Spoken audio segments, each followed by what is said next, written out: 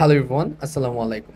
আজকে আমি চলে যাচ্ছি Malaysia for my higher studies. So চিন্তা করলাম বাংলাদেশ টু মালয়েশিয়া আমার জার্নি এক্সপিরিয়েন্সটা আপনাদের সাথে শেয়ার করি।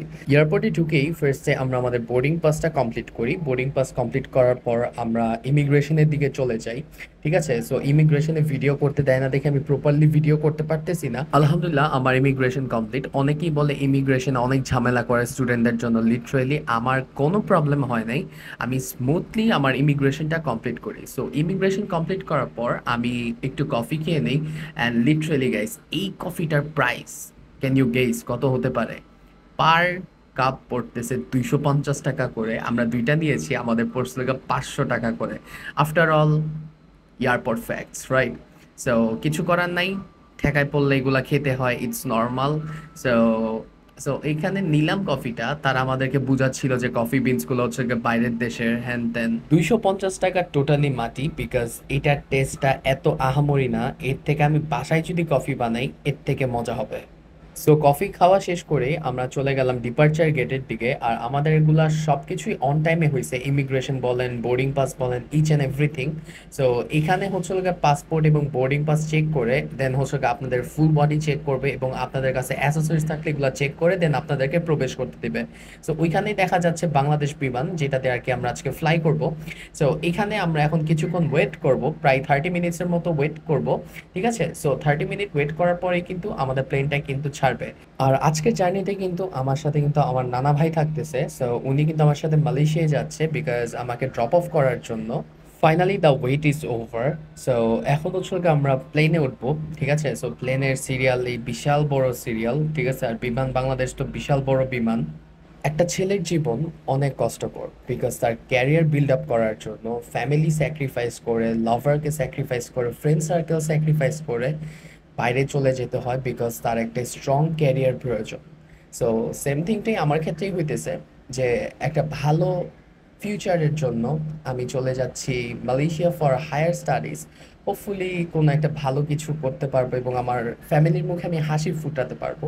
সো সবাই আসলে দোয়া করবেন যাতে আমি আসলে খুব ভালোভাবে যাতে বড় হতে পারি, প্লাস কিছু একটা যাতে করতে পারি। সো ফাইনালি আমরা কিন্তু প্লেনে কিন্তু উঠে পড়ছি। সো আন্টি বলতেছিল যে প্লেনে শ্যুট করা যাবে না, বা কে শুনে কার কথা। সো আমরা কিন্তু প্লেনে ঢুকে পড়ছি, অ্যান্ড এইটা হচ্ছে প্লেনের সিটগুলা, লিটারেলি এটা আমার কাছে মনে হইতেছে যে বন্ধন বাসের সিটগুলা। সিটে আমরা বসে পড়ছি, অ্যান্ড এই সিটগুলা এত বেশি চিপা ছিল। আর আমার তো পায়ের সমস্যা আপনারা কম বেশি সবাই জানেন। সো আমার অনেক বেশি স্ট্রাগল করা লাগছে। সো আপনাদেরকে একটা কথা আমি ক্লিয়ার করি, এই প্লেনটা লিটারেলি, বিশ্বাস করেন ভাই, পুরা গরমে আমি ভিজে গেছি, কারণ এই প্লেনের এসি টোটালি ওয়ার্ক করতেছিল না, ফ্যানের বাতাসও মনে হয় কম ছিল এর কাছে। সো ওঠার সাথে সাথে ওয়েলকাম ড্রিঙ্ক দিছে, অ্যান্ড লিটারেলি এটা একটা ফ্রুটিকা ছিল। সো তারা বলতেছিল এটা ম্যাঙ্গো জুস, বাট আমরা তো বুঝি এটা ফ্রুটিকা। সো এটা একটু রিফ্রেশিং ছিল, অ্যান্ড খেয়েও ভালো লাগতেছিল। আরেকটা মজার বিষয় হচ্ছিল কি, এখানে টিভি দিছে ঠিকই, বাট টিভি ওয়ার্ক করে না। যদি আমি ক্লিক করি, দেখেন ওয়ার্ক করতেছে না। টোটালি 4 ঘন্টা পাগলের মতো বসেছিলাম, তা আবার এসি চলতেছিল না। সো ঘুমাইতেও পারতেছিলাম না, মানে কি যে এক বিধিকিচ্ছার মধ্যে পড়ছি, you have no idea. So আমাদের কিন্তু রাতের ডিনার চলে আসছে। সো অনেকেই বলে যে বাংলাদেশ বিমানের রাতের মানে ডিনার কিংবা লাঞ্চ এগুলো নাকি মজার না। So let's see. সো এখানে কিন্তু আমাদের খাবারগুলো কিন্তু চলে আসছে। সো এখানে ফিরনি দেওয়া, সালাদ দেওয়া, আর আমি চিকেন আইটেম অর্ডার করছি। So rice with chicken and vegetable ছিল। সো এই আমি খুলে ফেলছি। সো এখানে কিন্তু ভেজিটেবল, চিকেন এবং রাইস ছিল। স্মেলটা খুব সুন্দর আসতেছিল। তাদের খাবার কোয়ালিটি যদি আমি বলি, আমার কাছে 5 দিব না, 6 আউট অফ 10 লাগছে। মানে অত বেশি খারাপ না, বাট আপনার পেটে যদি ক্ষুধা থাকে অবশ্যই খারাপ লাগবে না আপনার কাছে। বাট আমার কাছে পার্সোনালি ভালোই লাগছে, মানে অত আহামরিও না, অত খারাপও না। বাট সাথে যে ফিরনিটা দিছে, এই ফিরনিটা অনেক বেশি মজার ছিল, যা আসলে বলার বাহিরে।